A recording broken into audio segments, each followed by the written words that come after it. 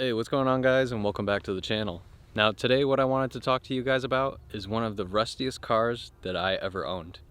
And unfortunately, this was actually a car that I really liked.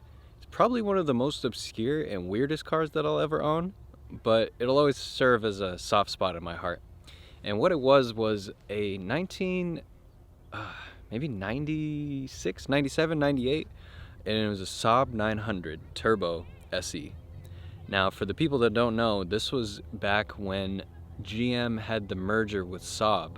Now, Saab used to be an independent company that was kind of like a Swedish car brand, and their whole marketing behind their cars was like inspired by jet and airplanes and things like that. And for this car, this was like the merger in between. So technically, it's a GM car, but it has like the Swedish Saab architecture as well as the Saab weirdness. And one of the most distinct things that I remember about this car, besides finding out that it was really rusty, is the fact that you had to keep the car in reverse for you to be able to take the key out. It was so strange. So it's a manual transmission car. Anytime you want to park the car or you want to set off, the car will always be in reverse. So it goes all the way down to the right. And if you wanted to just quickly start up the car and take it away, you're going to be in reverse. So you would almost think that it's almost kind of like a safety hazard for you to be starting up a car when you put the clutch down and you let go and you're automatically going to be going backwards. But that was just kind of the weird Saab quirkiness. Or there's a button that you could press on the dashboard and it would turn all the lights off while you're driving at night except for the speedometer. So for the people that were thinking about this and the engineers with this genius idea, they forgot to let anybody know that they can't see what the temperature of the engine is. So you could be bombing the highway at 70 miles per hour and you would have no idea that the car is overheating until you probably blow the head gaskets and there's smoke bellowing out the back of the car. But you know, that's kind of besides the point. So I came across this car, got it for pretty cheap, and didn't really know much about it. Just kind of drove it home. And I think the big issue with it at the time is just it had really bad brakes. So the rotors need to be replaced. The calipers were leaking brake fluid, and the brake pads were beyond gone. So for somebody that was out there that probably had this car for a long time, they just probably got to a point where they stopped wanting to put money into it. So this was kind of like their time to let it go. And I found this from like a mutual friend that is kind of in the car industry and buying and selling cars and stuff like that. And he asked me about it, and we're like, yeah, let's do it. So, anyways, get the Saab back to the house, and don't really think too much of it. I mean, if you walk around the car and you see in the engine bay and stuff like that, you don't really see the signs of rust. It's only when you actually start looking in the details. And this is a really important lesson for anybody out there when you're going to look at any used car. Is it's very important to crawl underneath and look what is going on underneath. Not only just for things that are leaking, you could see the undercarriage if it's been damaged, if it's been bottomed out. You know, somebody thinks that they're a rally racer and they're taking this on stages. You'll see the undercarriage will just be all bottomed out and there'll be scrapes everywhere. So it's super important to do that with any car that you're ever going to buy. So with this one, I didn't really look into it too much. I actually just hopped in it and I really liked it. There was so much to like. You know, I had like the leather interior, the manual transmission, and I mean anything turbocharged, at least for me, is super exciting. And that's probably why now recently I'm more into like the turbo Subarus and stuff, because it's turbocharged. So with this car, what's so cool about it is the almost like incognito-ness of it. Like nobody looks at you and nobody bats an eye at you, but you know that you kind of have like a more little sophisticated of a car. You know, it kind of has like the luxuriness of almost like a BMW or a Mercedes, but it doesn't have like the status or prestige that those cars have. So you kind of get to like slide under the radar. And that car, for some reason, when you go on the highway, it's so smooth. Like you really don't feel anything in the road and it just kind of glides.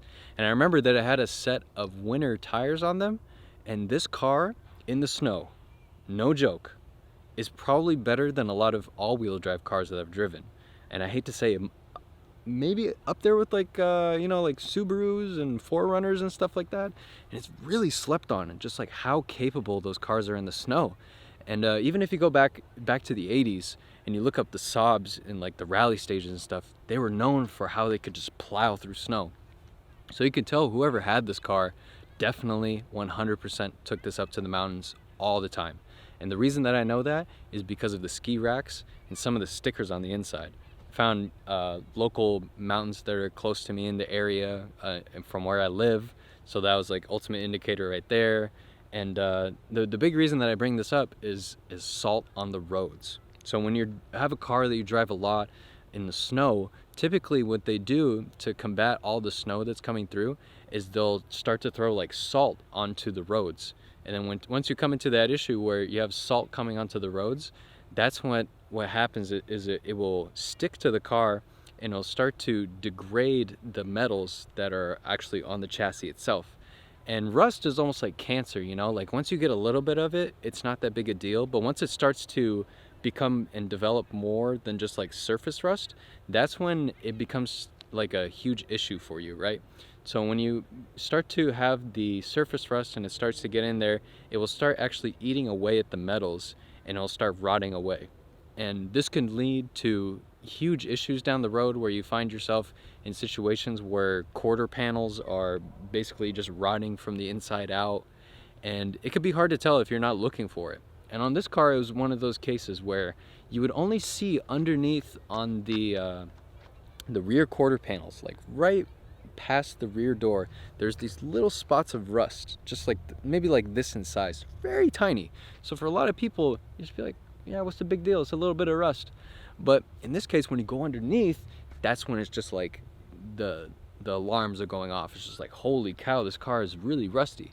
But luckily, this car wasn't to the point where it's going to be dangerous to drive, but eventually it will get to that point where it's going to be dangerous to drive. The more you drive it in wet conditions, the more that you neglect the fact that there's this deposits of salt there. It's kind of an inevitable thing, right? And sometimes cars aren't meant to last 30 or 40 years. And fortunately enough, I live in an area where we don't really have that issue with cars and rusting. But in this case, it was just one of those things where, you know, this is the cards that you're dealt.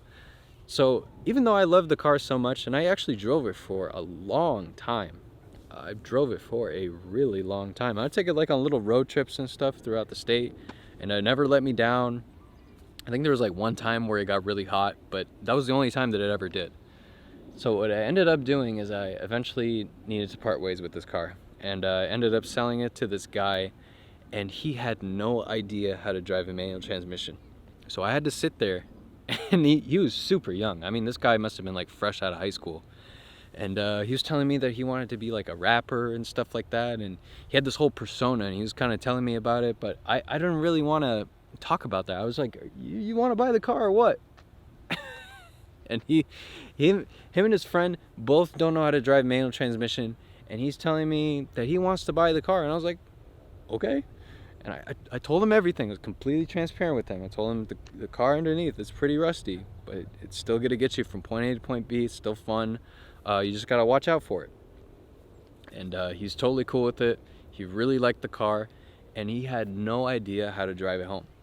So what he did is he paid me, signed the title, I gave it to him, all good and stuff, and I just basically pointed him in the direction of like an empty church parking lot. And he was literally going to sit there, and he's with his friend, and they're going to figure out how to drive a manual transmission. And I said, okay, well, if worst case scenario, something happens, you need to at least call your parents so they can come and pick you up. And I gave them like a quick breakdown of like how to drive the manual, like how to let off the clutch and stuff. And luckily the car is pretty forgiving, but pretty sure that clutch got pretty toasty that day. But who knows? I really don't know if that car is still on the road, but what I do know is I really like Saabs. They're so obscure and they're so weird, but I would definitely love to find another Saab 900 Turbo, especially. Maybe like the generation before the whole GM merger stuff, but my God, those are like a unicorn. Those are super rare. So usually the people that have them are like hardcore enthusiasts, or you know, it's gonna be impossible to get one. So it's just one of those situations where, you know, I'm glad that I get to have the experience of the weird quirkiness of a Saab, but yeah, that was a cool car. So anyways, if you're enjoying these storytelling videos that I do, make sure to leave a comment down below. But with that being said, I think we can just stop it right there. So hope you have a great day. Take care.